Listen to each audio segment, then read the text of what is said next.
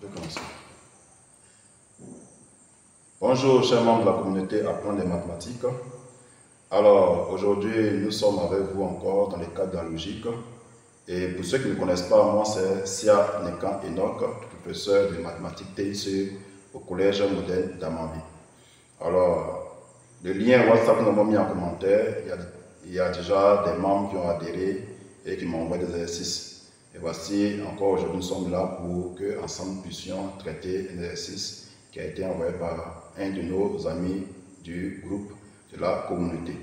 Alors, l'exercice ici, c'est un carré logique de, ici on a 1, 2, 3, 4, 5 lignes et 5 colonnes. La base ici c'est B, E, J, Q, V, X. Alors, sachez une chose, le carré logique n'est pas compliqué, mais il faut beaucoup de concentration. On n'est plus au stade des exercices simples que nous avons déjà traités. Et pour ceux qui veulent déjà comprendre, qui n'ont rien fait encore, qui n'ont pas encore appris, c'est mieux de commencer par des exercices simples pour éviter que vous soyez embrouillés par de tels exercices. Après, à force de faire, ces genres d'exercices seront encore plus simples pour vous. Alors aujourd'hui, vous allez voir que réellement, on va utiliser une méthode très intéressante que nous n'utilisons pas généralement, parce que c'est une méthode qu'on utilise lorsque le carré complexe lorsque le carré logique est complexe. Alors, première ligne ici d'information, c'est 1 bien placé, 3 mal placé. Pareil ici pour la deuxième ligne, pour la troisième ligne. La quatrième ligne, nous avons 2 bien placés, 2 mal placés, 2 bien placés, 2 mal placés pour la dernière ligne. Du coup, lorsqu'on regarde un peu le carré logique, les règles ne nous permettent pas de supprimer comme ça a priori une lettre. Voilà. Donc, ce qui serait intéressant ici, c'est d'utiliser la méthode de comptage. Parce que la méthode de comptage nous permet de supprimer des lettres. Donc ici, je vais mettre la méthode de comptage. Méthode de comptage.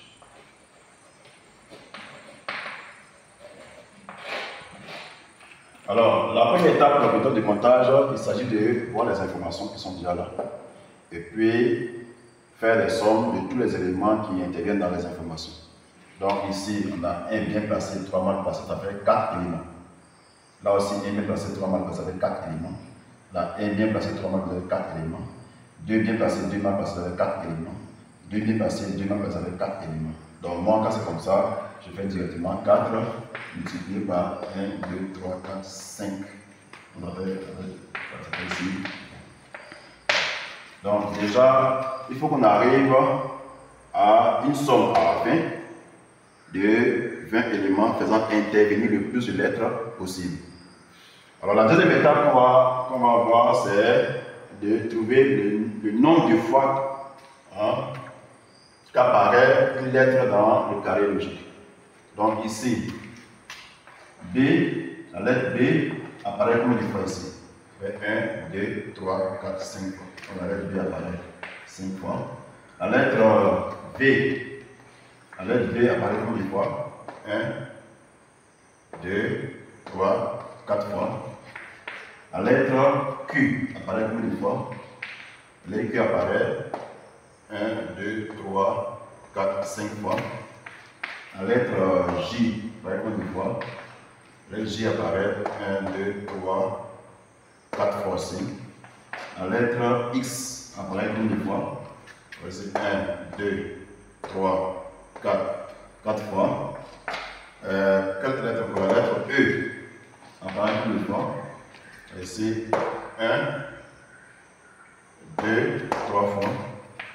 La lettre B, on a déjà fait la lettre B. La lettre G, on a déjà fait. X, on a déjà fait. Q, on a déjà fait. Bon, ici, est-ce qu'il y a d'autres lettres? X, on a déjà fait. J, on a déjà fait. B, on a déjà fait. B, on a déjà fait. Q, on a déjà fait. E, on a déjà fait. D, on a déjà fait. Q, déjà fait. B, déjà fait. X, déjà fait. J, déjà fait. E, déjà fait. B, déjà fait. Q, déjà fait. B, déjà fait. Voilà, donc voici le nombre de fois que chaque lettre apparaît dans le carré logique. Maintenant, ces nombres qui sont là, on doit faire des sommes avec, de toute façon qu'on ait une somme exactement égale à 20. Lorsqu'on regarde, alors, nous avons V ici qui apparaît 4 fois, ça fait 4, plus 4, plus 4, ça fait 12, 4 fois 3, 12, plus 3, ça fait 15, plus 5, ça fait 20. Alors, suivez très bien parce que là, vous vous rendez compte qu'il peut y avoir plusieurs sommes qui font exactement la même chose, qui arrivent à la même conclusion.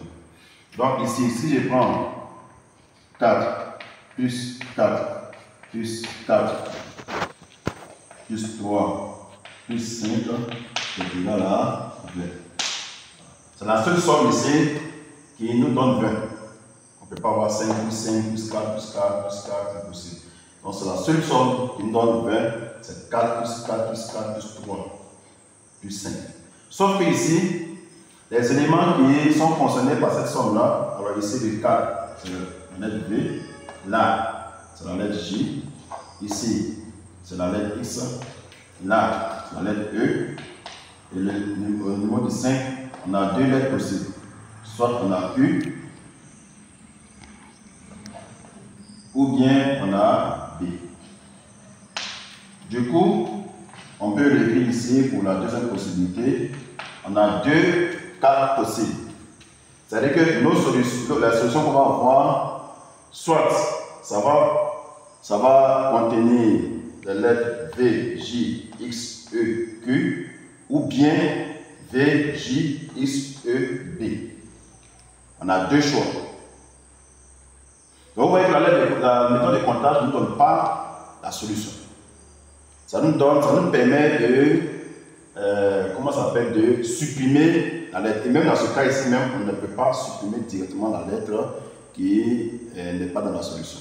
Donc, une chose est sûre, V, J, X, E, ça, il n'y a pas de problème, c'est dans la solution. Mais Q et B, entre les deux, il y a une lettre qui ne fait pas partie de la solution. Donc, qu'est-ce que je vais faire? Je vais prendre une première hypothèse pour dire que c'est le Q qui est dans la solution et le B n'est pas dans la solution. Ça, c'est mon choix. Je peux prendre aussi le B ou le J, ça dépend.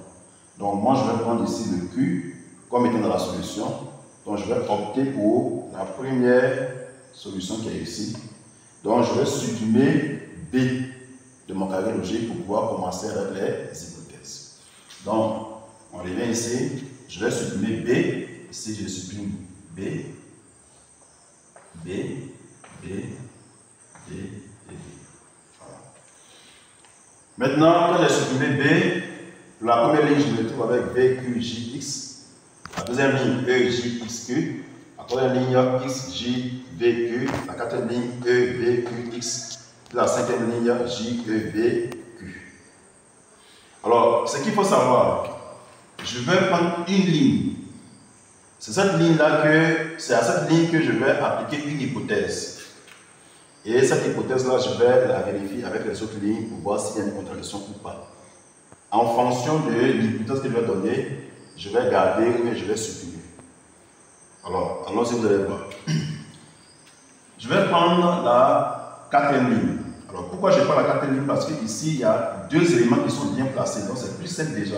Si j'ai trouvé ces deux éléments bien placés, pour avoir les deux éléments mal placés, c'est encore plus simple. Alors que ici, c'est un bien placé, trois mal placés. Donc, si je prends un bien placé, pour avoir la position des trois autres qui sont mal placés, ce sera plus difficile. C'est pourquoi je préfère prendre la ligne numéro 4. Okay, donc, je me dis qu'il y a E, il y a V, il y a U, il y a X qui sont des éléments de la solution. Si mon B n'est pas dans la solution. Voilà. Donc, ici, pour la quatrième ligne, je vais me dire que bon, je prends U, un E plutôt, et puis V tombe bien placé. Alors si mon E et mon V sont bien placés, c'est-à-dire que mon Q et mon X sont mal placés. Donc je vais chercher les positions possibles. Alors ici, mon Q mal placé ici, je vais le positionner ici. Et puis, mon X mal placé ici, je vais le positionner là. Ça c'est une première possibilité. Deuxième possibilité, si mon E et mon V sont bien placés, soit mon Q, il est là, donc je vais positionner mon Q ici, Et puis, mon X, il est ici. Je vais le positionner ici. Ou bien encore, une dernière possibilité, si mon E et mon V sont bien placés, soit mon Q, il est là, et mon X, au lieu d'être ici, il est plutôt là. Alors, si vous remarquez bien, il y a toujours une place qui est libre. C'est normal parce que dans la ligne, il n'y a seulement que 4 éléments qui appartiennent à la solution. Ok. Maintenant, je vais prendre la première hypothèse, parce que ça me donne 3 hypothèses. Je vais prendre la première hypothèse et puis je vais la confronter à la 5e ligne pour voir si la manière dont c'est disposé ici, c'est conforme à ma première hypothèse. Donc, ici, je vois que mon E, mon J ici, qui est dans la solution, est mal placé, puisque dans ma première hypothèse, c'est la place de E. Mon E là aussi, il est mal placé. Donc, ça veut dire que mes deux éléments ici sont déjà mal placés selon l'information. Ça veut dire que normalement, les deux autres éléments doivent être bien placés. Mais regardez mon V, il est ici, dans la 5e ligne, mais par rapport à mon hypothèse, il est plutôt ici. Donc, mon V ici est mal placé. Du coup, ça me fait déjà 3 éléments qui sont mal placés, alors que je devais avoir plutôt 2 éléments mal placés. Donc, cette hypothèse n'est pas juste. Je la supprime. Je prends ma deuxième hypothèse. Ça, c'est toujours lorsque mon E et mon V sont bien placés. La deuxième hypothèse, je regarde ici, je prends maintenant la 5e ligne pour confronter cela à la deuxième hypothèse. Le J ici, il est mal placé. Parce que la première position, normalement, c'est pour E. Le E là aussi il est mal placé, donc mes deux éléments ici sont mal placés selon mon information. Ça veut dire que normalement, mon V et mon Q doivent être bien placés pour que ça soit conforme à mon information qui est ici.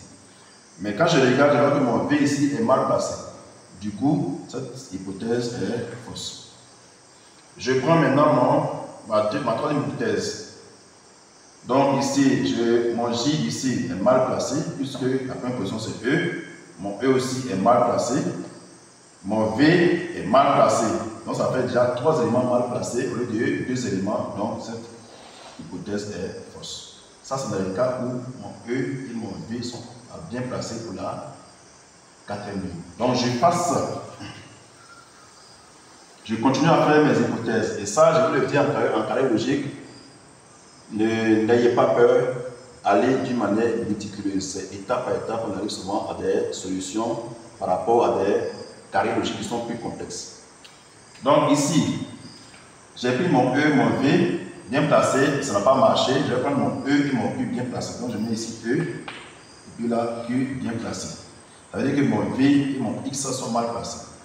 Donc si je mets E, Q ici, ça veut dire que mon V, par exemple, je peux le positionner ici. Puis mon X, je peux le positionner là. Deuxième hypothèse, si je prends mon U et mon Q bien placés, alors mon V, je peux le positionner plutôt ici. Et puis mon X, je peux le positionner ici. Troisième hypothèse, si je prends mon E et mon Q là, alors ici, mon X, je peux le positionner là. Et puis mon V, je peux le positionner ici. Voilà.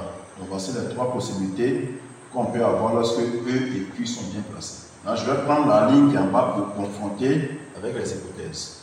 Ici déjà, je vois que mon J n'est pas la première place. Donc mon J est mal placé ici. Et puis mon E ici est mal placé. Mon V aussi est mal placé. Donc ça fait 3 éléments qui sont mal placés. Alors qu'on devrait avoir 2 mal placés. Donc je subis cette hypothèse. Alors ici, mon J ici est mal placé.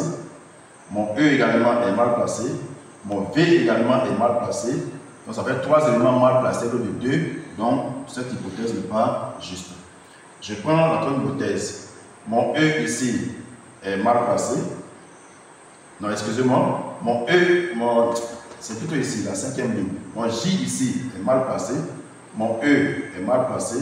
Mon V est mal placé. Mon Q est mal placé. Donc tous les 4 sont mal placés, alors qu'ici on a 2 mal placés, 2 bien placés. Donc là, c'est aussi. Donc j'ai éliminé encore cette possibilité. Je vais effacer. Donc mon E et mon Q ne peuvent pas être bien placés dans cette ligne. Donc, je vais maintenant prendre mon E et mon V. Donc, si je prends le E ici et le X là, c'est vrai que V et Q sont mal placés. Donc, soit V est ici et Q est là.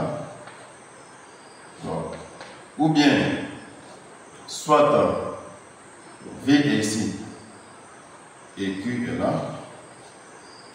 Ou bien, soit V est là et Q est ici. Voici les trois possibilités. Alors, revenons maintenant à la ligne 5 pour confronter les différentes hypothèses. Le J ici n'est pas la première position, donc il est mal placé. Le E aussi n'est pas la première position, il est mal placé. Le V est bien placé. Le Q est bien placé. Je ne sais pas si vous voyez. Mon J ici, c'est-à-dire que pour cette ligne-là, lorsque je prends J, ici, l'hypothèse nous montre que le J n'est pas à la bonne position. Le E aussi, il n'est pas à la bonne position, parce que mon E est ici. Par contre, mon V, ici, il a la bonne position, la position 3, c'est juste. Mon Q, il a la position 2, à la position 4, c'est juste. Donc, on a deux éléments ici qui sont mal placés et deux éléments ici qui sont bien placés. Du coup, cette hypothèse, on peut continuer toujours de la tester avec les autres lignes. Donc, je vais maintenant aller avec la ligne numéro 3. Alors, la ligne numéro 3, on a le X qui est mal placé. On a le J. Ici, on ne voit pas sa position encore parce qu'ici, il n'y a rien. Ça va? On a le V qui est mal placé. Et puis, on a le Q qui est mal placé. Donc, si mon J est placé dans la position 2, ça suppose que ici, par rapport à la troisième ligne, mon J est bien placé. Mon X est mal placé, mon V est mal placé, mon Q est mal placé. Donc, ici, on aura combien d'éléments bien placés? Un seul élément est bien placé. Et puis, les trois autres éléments sont mal placés et c'est conforme à cette information. Là, ça devient intéressant. On va essayer de confronter ça, ce que nous venons de trouver ici, à la ligne qui est là. La ligne qui est là, on doit avoir un bien placé et puis trois mal placés. Donc, je prends mon E. Ce E-là, il est bien placé. Le J, il est mal placé. Le X, il est mal placé. Et mon Q, il est mal placé. Du coup, on voit que cette hypothèse aussi, lorsqu'on la confronte avec les informations de cette ligne-là, ça marche. On a un élément qui est bien placé, qui est E. Tout le reste, J, X, Q sont mal placés quand je regarde ici. C'est intéressant. Je vais maintenant à la dernière ligne. La dernière ligne, je vois que mon V est mal placé, mon Q est mal placé, mon J est mal placé, mon X est bien placé. Regardez, mon V ici est mal placé, puisque ça ne concorde pas ici. Vous voyez que ici, le V qui est mal placé. Vous voyez que le V, selon mon hypothèse. Le Q est mal placé, le J est mal placé, mais regardez, le X, il est bien placé. Donc, ça me donne un élément qui est bien placé et les trois autres sont mal placés. Bingo! On a trouvé la réponse. Ça veut dire qu'ici, avec les hypothèses, on a pu mettre les restes. Les restes, on va faire forcément, ce sera faux. Donc, pour finir, on se rend compte que notre solution, c'est E, J, V, Q et X. Je vais passer ça, que c'est la solution seulement qui reste. Donc, la solution ici, ce sera notre E, J, V, Q et X. Alors, chers amis de la communauté, voici un peu, hypothèse par hypothèse, comment on fait pour arriver à la conclusion. Vraiment, tout doucement, reprenez l'exercice à la maison, jusqu'à ce que vraiment vous puissiez avoir toutes les aptitudes pour pouvoir résoudre ce genre d'exercice. Merci. Likez la vidéo, partagez-la massivement. Merci et à bientôt.